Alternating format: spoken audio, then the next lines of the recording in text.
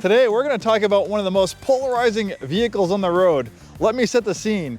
It's a Sunday. You and your family are taking a little drive to church for Sunday service. You have the worship radio playing, all happy and stuff. And then all of a sudden you see a Subaru pull up alongside you with a coexist bumper sticker.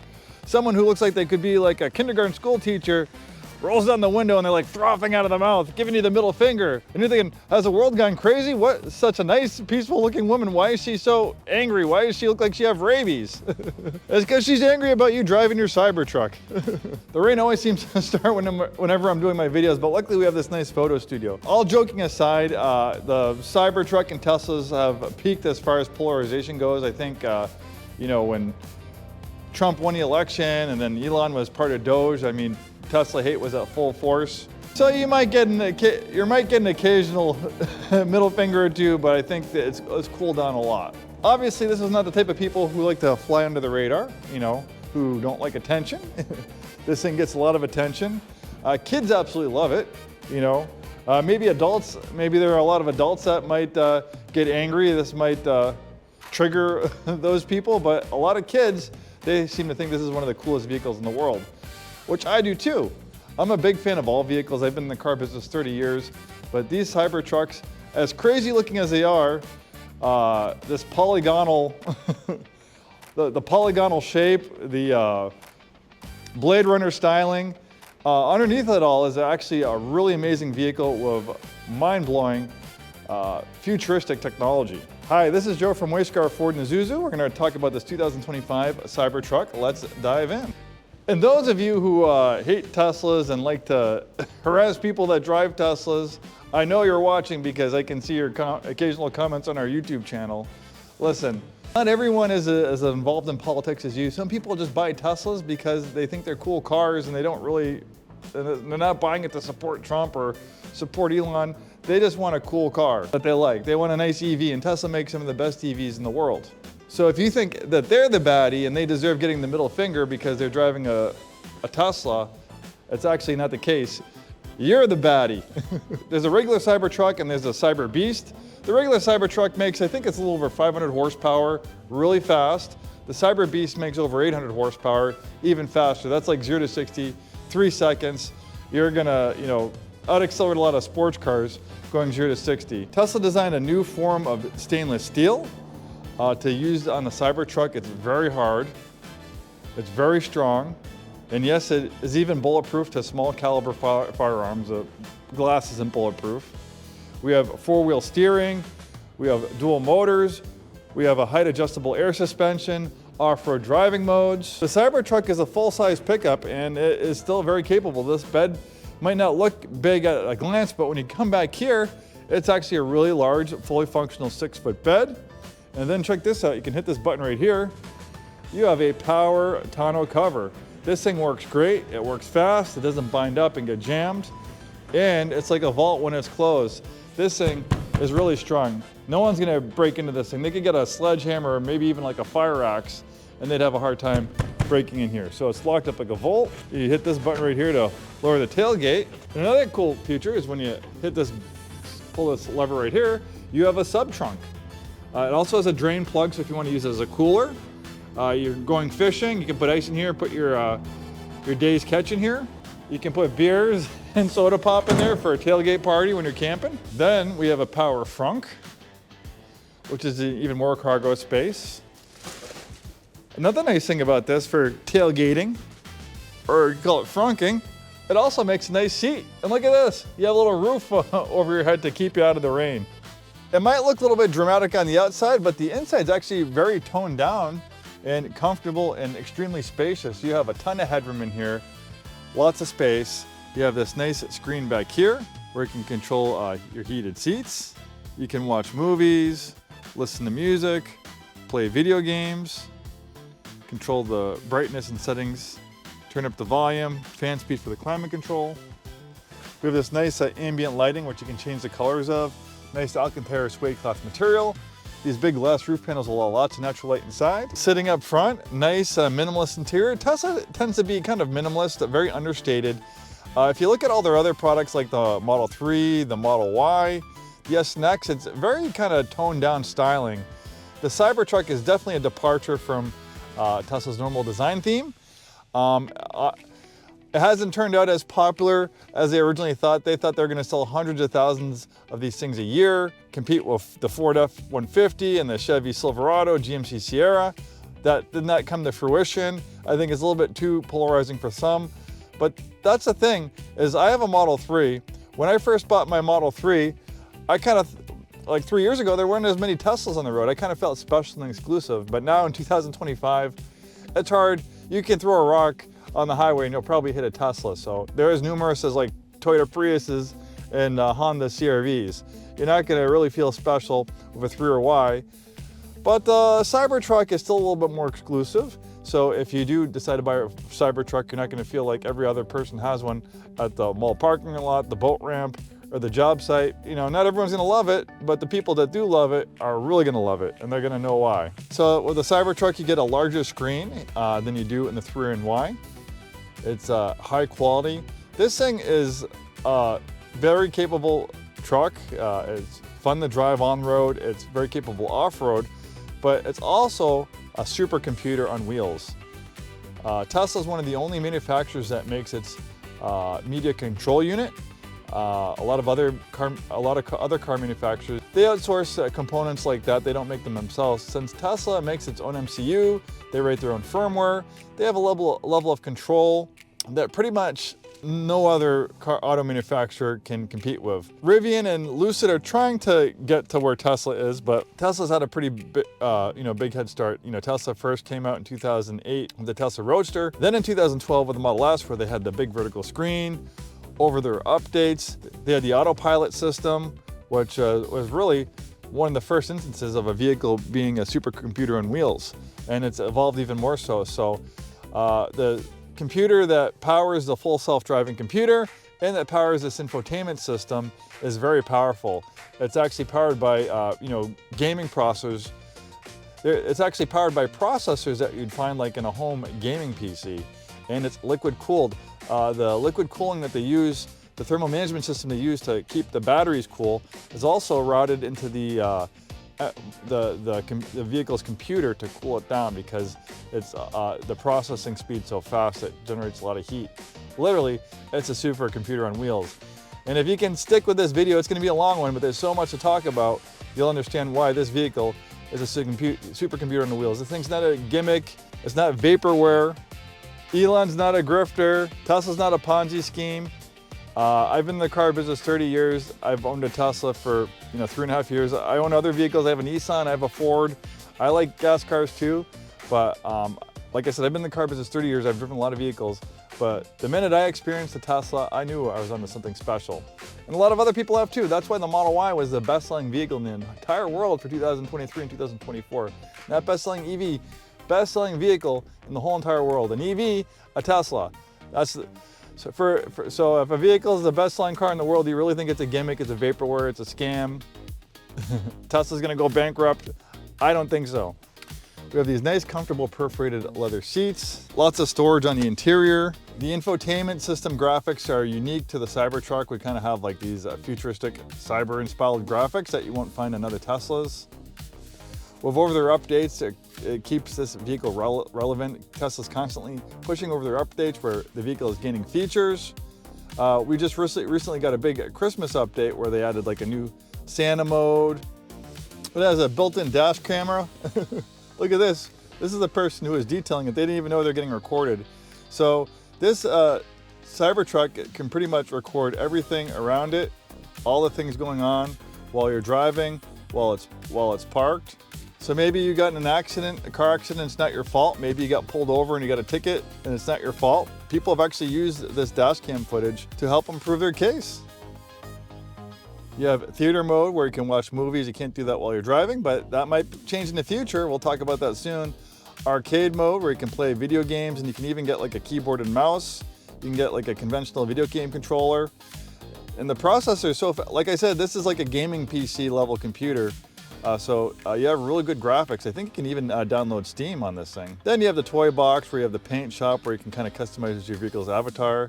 You have Santa mode where you can basically turn your Tesla into a Santa. You'll see reindeer.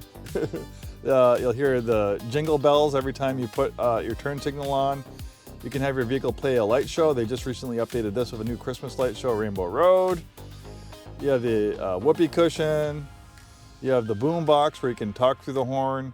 You can make the horn sound like a goat, make it sound like a fart. You can customize the lock and unlock sound of your vehicle. You have a multi-track, you have a recording studio. So this is kind of like garage band. So you can kind of play instruments in here. You can record vocals and stuff. Some of the stuff is kind of silly, like parlor tricks. Some of the stuff is really functional and helpful. And one special item on this one is a full self-driving capability. This is $99 a month, or it's $8,000. Someone who previously owned this one paid the $8,000 for this full self-driving capability, so it stays with the vehicle. So the next owner, this will transfer to the new owner. It'll stay with the vehicle. You're not gonna have to pay anything for full self-driving. You're not gonna have to pay $99 a month. You're not gonna have to pay $8,000. You got it. So basically, you have a personal chauffeur to drive you around. And this has the latest full self-driving computer 4. This full self-driving has gotten really, really good. My Tesla has full self-driving. I started using it 3.5 years ago. Mine has an older full self-driving 3 computers, so I have the older computer system. This has a new cutting edge. With the full self-driving 4, people are basically driving like 1,100-mile road trips without touching the steering wheel at all. And Tesla's recently updated it where it would kind of have a camera to monitor you and nag you. Like if you looked at your phone for even 2 seconds, it would yell at you and it would shut off the system if you didn't listen. If you look too long, if you stared at the window too long, looking at the scenery, stared at the screen too long, the car would see it and it'd yell at you. But with the hardware 4 cars, Tesla's relaxed that, so you can actually text a little bit. And there are robo-taxis operating. For the first time in Austin, there are Teslas with pretty much the same hardware and software that this has. They're doing trials that are driving around Austin, Texas, without any drivers in them. So the full self-driving, it took a while to get on the curve, but they're actually eclipsing Waymo as far as capability goes. These things don't have $150,000 LiDAR sensors on them, they just have cameras. Tesla is reasoning is we have 2 cameras, we don't have LiDAR sensors, we don't have radar, we have 2 cameras and we can drive cars. So if they have a car that has cameras all the way around it, never gets distracted, never looks at its phone, never drinks too much, smokes too much, it's gonna be far safer than a human driver. And statistically speaking, cars operating on full self-driving are already proving to be safer than vehicles that are driven by human beings, and will only continue to get better. I have about 11-mile commute each day, and very rarely do I touch the steering wheel. And mind you, I have an older Tesla that is not capable of this one. You put a destination, you wanna go to the mall, you say, take me to the mall, you hit start, this thing will pull you out of the driveway, drive to the mall, pass vehicles, get on the off-ramp, getting on the on-ramp, go through traffic, go to the mall, find a parking space, park itself. Maybe we can give that a try, we'll see. Some amazing technology about the Cybertruck that you can't see is a new 48-volt electrical system. So the old electrical system in cars, the 12-volt electrical systems are kind of archaic. Tesla has a new 48-volt electrical system where this new 48-volt electrical system is going to eliminate pounds and miles of wiring, complexity. It's going to make these vehicles so much more efficient. Another feature that we haven't really seen before, except for the Infiniti. I used to work at Infiniti for 19 years, and Infiniti used to be pioneers of technology until Nissan kind of basically left them to die, unfortunately. So they used to make some amazing cars that I love, but it's a whole different story. They had one of the first direct adaptive steering systems, so steer by wire. But Infiniti was still nervous about having it completely steer by wire, so they had a mechanical backup. It still had a steering rack, but when you were driving the vehicle, it basically would shut the steering rack off, and it would be steer by wire. But if there's a catastrophic loss of power, a clutch would pop in, and then the mechanical steering rack would be activated so you can safely steer to the road. Not the case with the Cybertruck. This thing has triple redundancies. It is completely steer by wire. There's no mechanical connection to the front wheels. It's all handled by computers, electric motors, and it allows for variable steering. So watch this. I just turned the wheels completely all the way to the right, lock to lock. If I was in a regular F-150 pickup truck or Chevy pickup truck, I'd have to go like that. So it takes a little while to get used to, but This thing is just so maneuverable. And not only is it steered by wire, but we have 4-wheel steering, which makes it even more maneuverable. So much stuff to talk about. No wonder why these videos go so long. The big windshield wiper is kind of cool too. But the maneuverability in these things is unbelievable. So normally with a big pickup truck, it'd be kind of hard, you know, I'd be going like this to turn the wheel. I just go like that and boom. We're just maneuvering around so easily. It takes a little while. It feels different, but your brain will adjust in about 30 seconds to a minute. And then you're like, wow, this is so fun. I mean, you can take tight little turns in this big truck with a rear wheel steering. It's so easy to turn and maneuver in this thing. That's why it has this little teeny steering wheel. You don't need a lot of leverage to move this thing around. You have a drive mode selector, you have comfort, sport, custom, and an off-road mode. This thing is very capable of going off-road. Let's check out the full self-driving. There's different settings, there's chill, standard, and hurry. We'll put it in standard. And let's go to one of my favorite places to get lunch, taco time.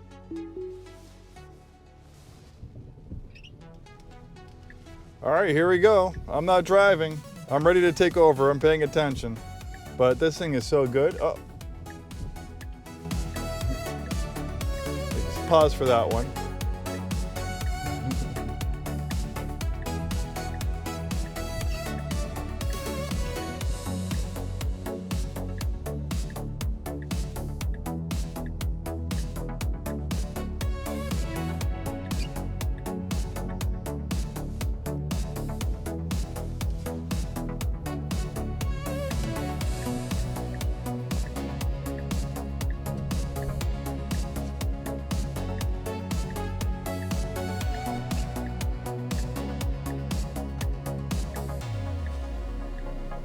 Checking both ways, making sure there's no oncoming traffic.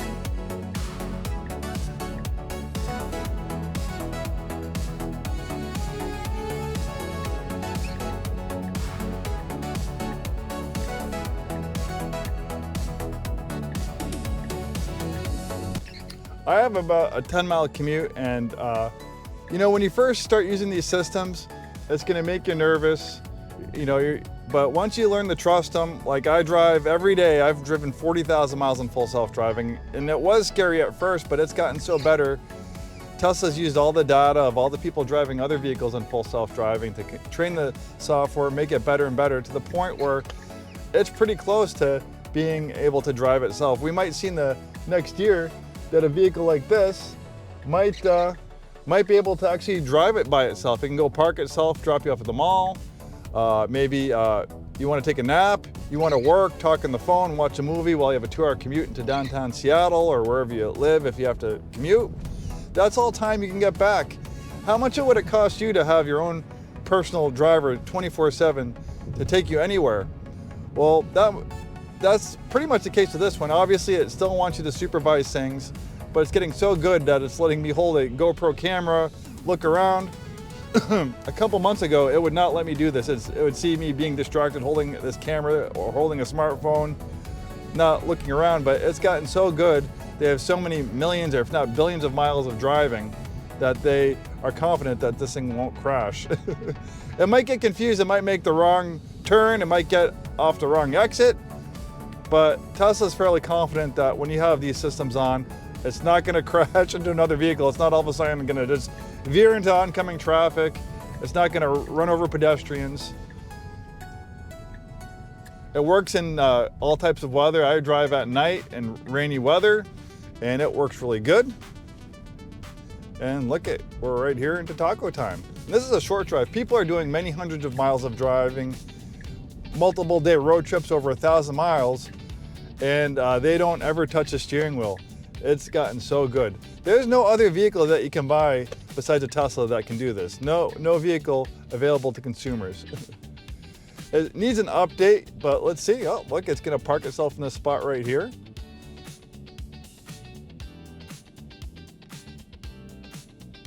Well, there you go. It drove me here and it parked itself.